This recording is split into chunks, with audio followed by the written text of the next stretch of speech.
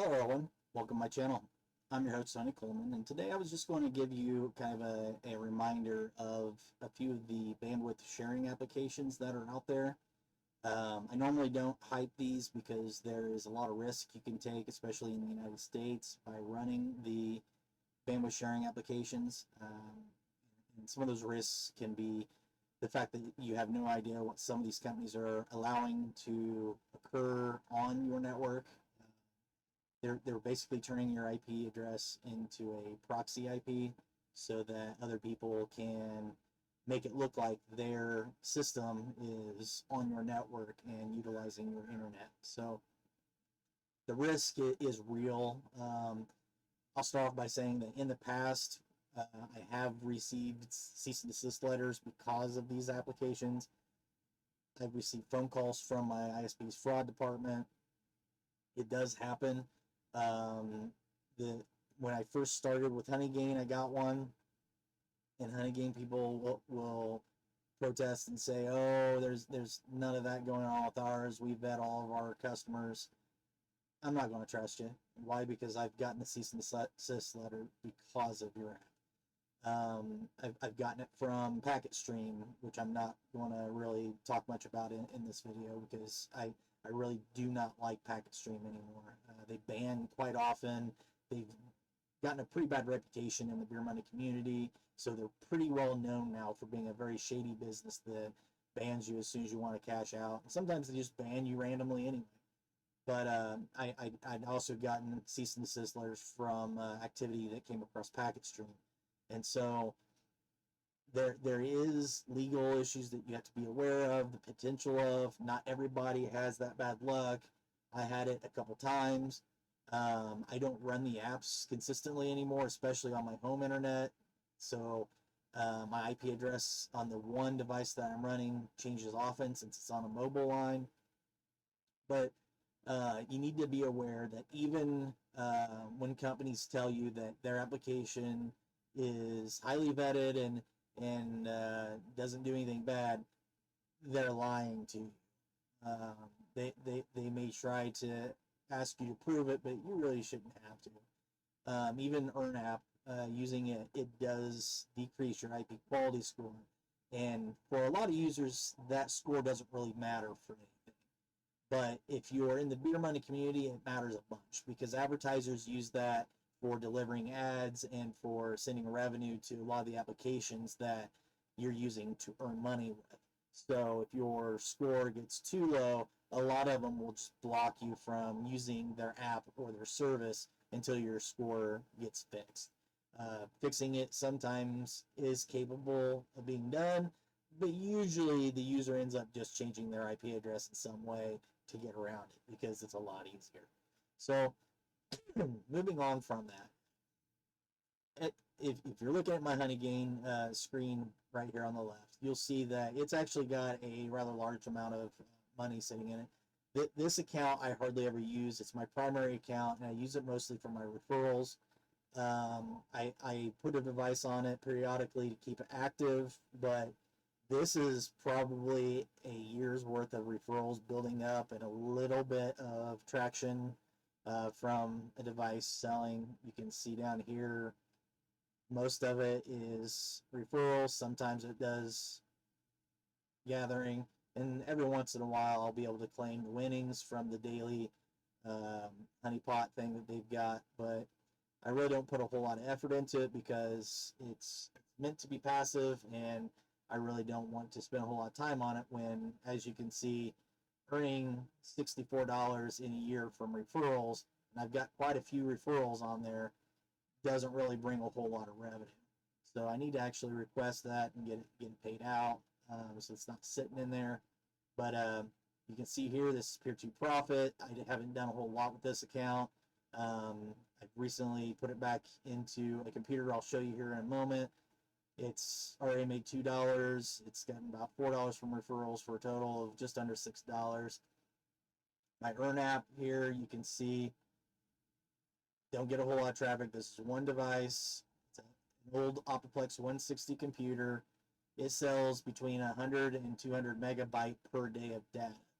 That's horrible for earnings. You can earn more by having more devices with IP addresses, but um, EarnApp used to earn a lot. Now it earns terrible. The good part about EarnApp is they also had a device called a Piggy Box, and Piggy Boxes guarantee you $10 a month flat amount. Well, they say flat amount, but it really is broken down for how long it's online, really. So I get to get a full $10 in a month from the Piggy Box, but it's close enough to still be better than running the EarnApp application on a device. Now, Piggybox had a promo going for a while where they would send you a free one per household, but I haven't heard a whole lot of people saying they've been getting them lately, so I don't know if they've stopped doing it or if they're just back ordered or what's going on. But I do have one plugged into a connection up on my shelf, and it just sits and earns and does the exact same thing the app would, only it earns better. So something to keep in mind. You can buy the piggy boxes from them, but they want like $20 a piece for them, and so you're going to be basically running it for 2 months and maybe a couple weeks before you actually get a return on your investment. And it doesn't sound real appealing to me, but some people are doing it. So, and then of course you got Pawns app, which is by IP Royal. I don't have a whole lot going on it right now yet, but as you can see, I've sold about 8 gigabyte of traffic on there, so it does earn. I don't have to do anything; it just takes care of itself. But to show you, people are always asking me, what to do with really old PCs that they can't do much with. This computer is, like I said, not the Plex 160. This uses an Atom processor, which they don't even make anymore. And to kind of give people an idea, it still runs on DDR2, which where now the top-notch systems coming out are going to be using DDR5. DDR4 is what most people have been gaming on for the last 5 years or so. So it's quite old, but it's capable of running these apps just fine. And it's a very small device, and it just sits up on my shelf. So that's all I have to do with it. It runs Windows 10.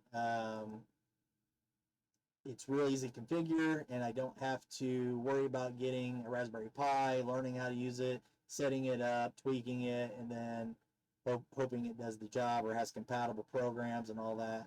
It's just pretty much out of the box. It works.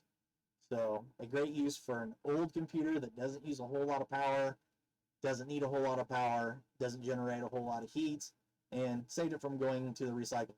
So that's just kind of give you an idea of some of the things you can use these old devices for, and it just earns. So as you can see, this is a different Honeygain account, and it's sitting at about $11.60. And once it's got its full 20, I will cash it out. You can see it runs consistently, earning very little, but it earns. This is going across a cell phone mobile account, so I don't expect it to get a whole lot of traffic, but it does do what it's supposed to do. Some people will notice that they have content delivery traffic when others aren't. I don't get a whole lot of content delivery traffic because the connection is so slow on that mobile account, but it could definitely help out quite a bit if I got some. But a lot of these apps are straightforward. You can cash out to PayPal. With EarnApp, you can set it to auto payout for you when it hits a certain threshold. I think it's like $2 or maybe it's a little over $2. It will auto cash out. So that's really handy. One of the advantages of using it versus some of the others. Honeygain was one of the first to become really popular. It's not the first proxy selling service out there.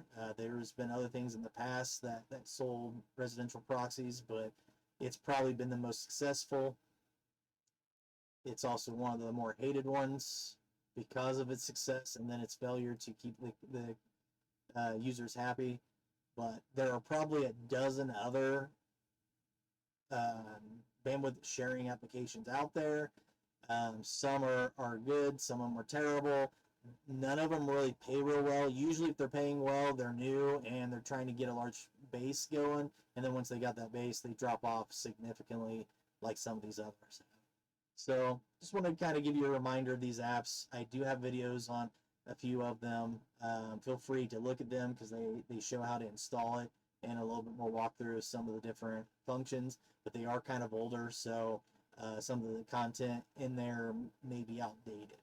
But if you got anything else you want me to review, feel free to drop it down in the comments section down below. I'd be more than happy to look into it. I may not run it long term though, just because, like I said, I don't do a lot of these due to the risk that's behind it. Other countries don't seem to have as many problems as the United States does, so you'll find that a lot of people outside the United States are running this a lot heavier, making a lot more money than a lot of us. So that's all I got for today. If you like the content, please like it, share it, and hit that ring bell icon to get notifications for any further updates. And I'll see you then.